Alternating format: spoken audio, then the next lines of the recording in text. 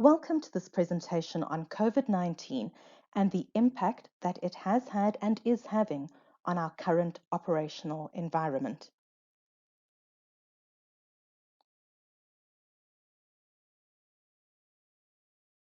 There really is not much more to be said. We have never shut the industry down like this before, so we don't really know how to start up again. This is a reboot of the industry. This statement was made by Victoria Moore of Air Transport World at the Flight Plan Virtual Conference, which was held on the 29th of April this year.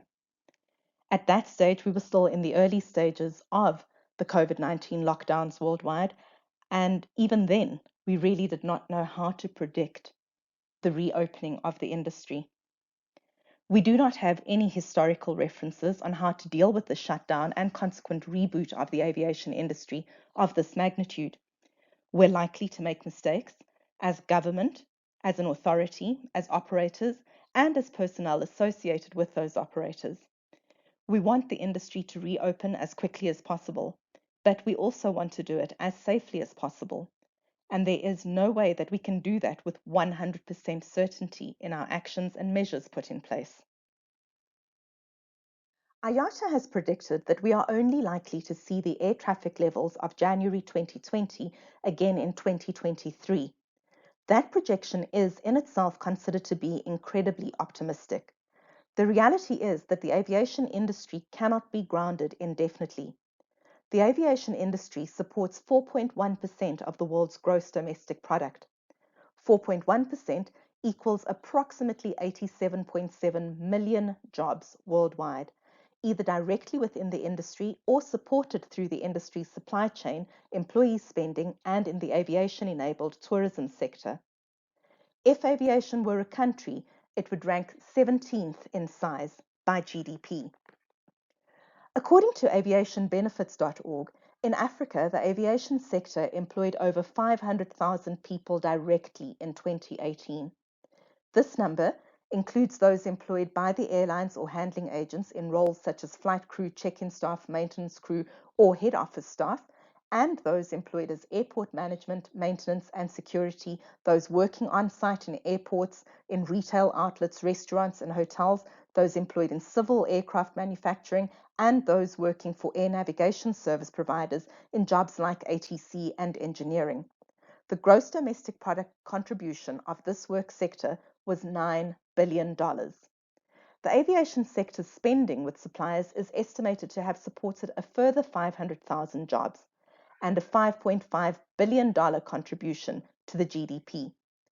In addition, spending by those employed in the aviation sector and its supply chain supported 330,000 more jobs and a $4 billion contribution to Africa's GDP. Air travel also facilitates a substantial amount of tourism in Africa. This stimulates still more economic activity as tourists spend their money in restaurants, hotels, shops, tour operators, and on other consumer goods and services. In 2018, spending by foreign visitors who flew to African countries supported an estimated 6.5 million jobs and contributed $44 billion to the GDP. And then, almost overnight, that came to a grinding halt.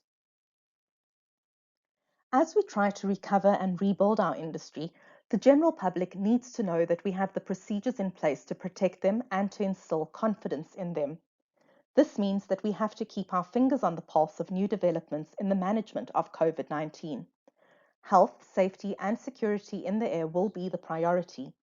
Government departments are working together to ensure this. Passengers will be looking for leaner, more focused airlines providing better overall value for money.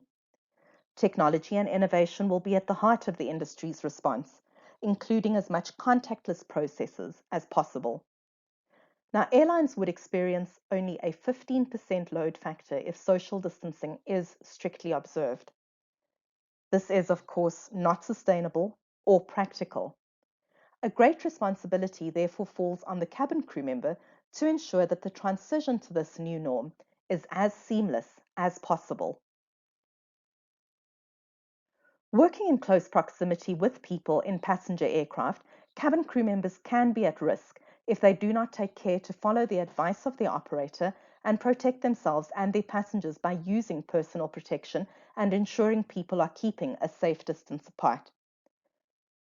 The decision also has to be made whether the experience with a cabin crew member will be more critical or whether it will be more distanced. This may include modification of services being offered.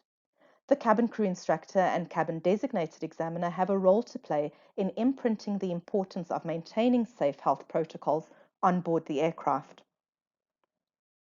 COVID-19 protocols have been in place for several months now, and indications are that they are here to stay for the foreseeable future.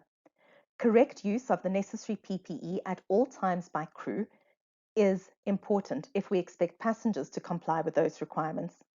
Irrespective of personal beliefs and theories that may abound regarding the use of masks, face shields, or gloves, instructors and designated examiners have an obligation to ensure that cabin crew members understand that the use of this equipment is not about personal preference but is required by law.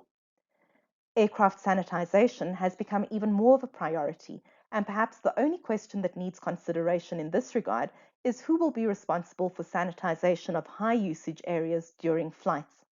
This includes areas like the galley, crew rest areas, toilets, jump seats, and tray tables. The reality is also that longer aircraft turnarounds may be required, with the focus on deep cleaning of the aircraft. Other measures mentioned at various virtual conferences and work groups have included the minimization of interaction with passengers with and on the aircraft by taking steps like the removal of reading material and restrictions or limitations on carry-on baggage. South Africa recently reopened its borders, and with that, further travel protocols have been implemented. I'll just be giving a quick highlight of these so that everyone here is aware of the current government requirements. The first is all passengers are required to wear a mask at all times. Passengers with medical conditions rendering them unable to wear a mask need a medical certificate that must be issued by a registered medical practitioner. Children under the age of 2 may be exempt from wearing a mask. Passengers also need to provide a negative PCR or COVID test taken not more than 72 hours prior to travel, and this includes those passengers that are just transiting through South Africa. Passengers that do not submit a test certificate will be subject to quarantine on landing in South Africa at a government-designated facility at his or her own cost. Should a passenger present with COVID-19 symptoms either at check-in or in flight, the Department of Health protocols will be followed to deal with that. The cabin crew member's ability to conduct his or her duties effectively in the current climate may require review as several new factors emerge. We encourage awareness of the following.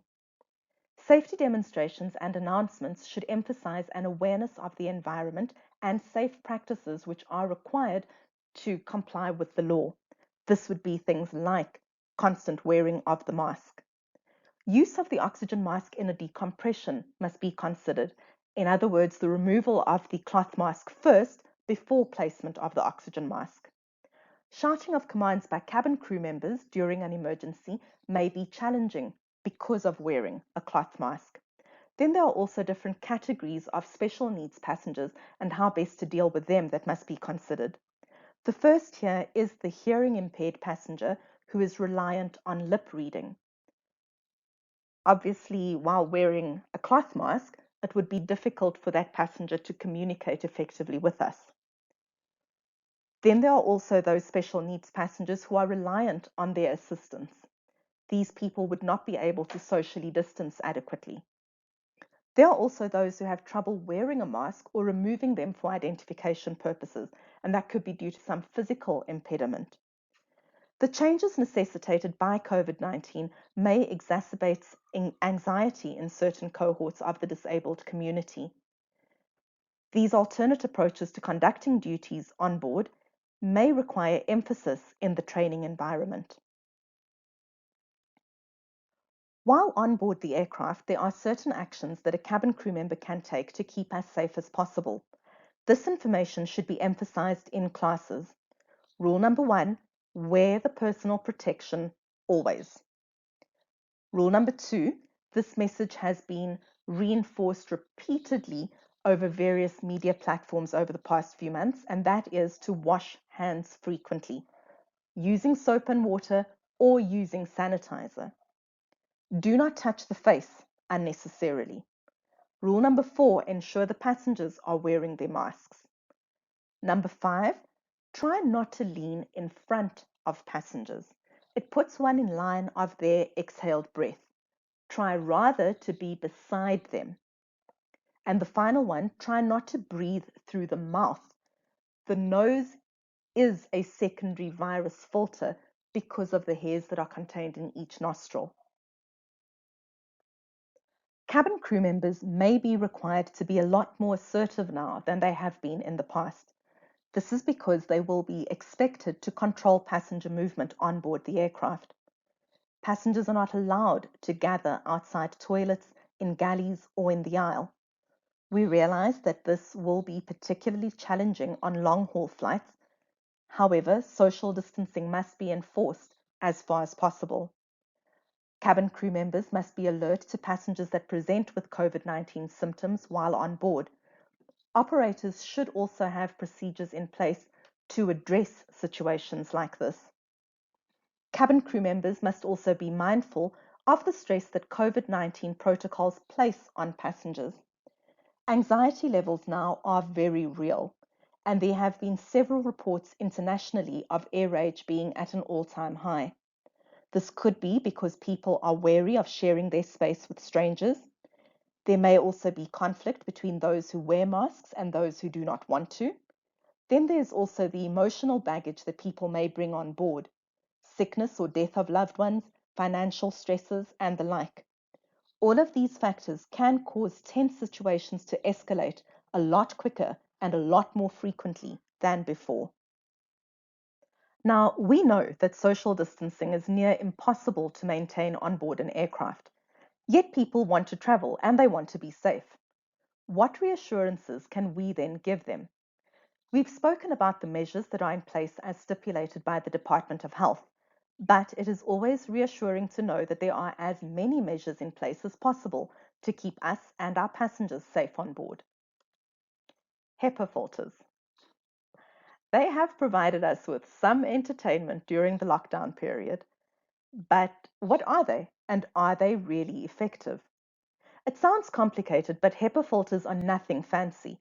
They were invented back in the 1940s when scientists were developing the atomic bomb, and they're just a mat of randomly aligned fibers made from either glass or synthetic materials. The synthetic material is similar to what's used in quick-dry t-shirts. On the other hand, fiberglass filters are made from glass. That means things like silica, calcium oxide, boron oxide, and sodium oxide. Okay, so particles have to be of a certain size to be caught and stopped by the filters. Does that mean that the particles below that size get through? For the really small particles, those less than 0.3 microns, the science gets weirder. Particles that small have so little mass that they actually get bounced around like a pinball when they hit gas molecules. That's called Brownian motion. So they move in random zigzag patterns. These particles are so small they could easily fit through HEPA filters. But sadly for their freedom and happily for our lungs, they don't fly in straight lines. Because they fly in zigzag patterns, they end up hitting the fibers and getting stuck. Most, but not all commercial aircraft are equipped with HEPA filters, HEPA being high efficiency particulate air filters. That means that on HEPA-equipped planes, the airflow mirrors the laminar airflow of an operating room with no or minimal crossover of air streams. Air is pumped from the ceiling into the cabin at a speed of about a meter per second and sucked out again below the window seats. About 40% of a cabin's air gets filtered through this HEPA system. The remaining 60% is fresh and piped in from outside the plane. Cabin air is completely changed every 3 minutes on average while the aircraft is cruising. However, HEPA air purifiers are not a silver bullet. They can filter out viruses from the air, but other steps such as good hygiene and disinfectants should still be used in conjunction with HEPA air purifiers. In conclusion, IATA has worked extensively on guidance material, which is freely available on their website. The slide being displayed now shows the web address to be used. This will also be posted in the chat section of this meeting. We are living through an unprecedented time, and we want to be as safe as possible. We hope that the guidance in this video offers some options and insight to those responsible for the training and assessment of cabin crew. Thank you.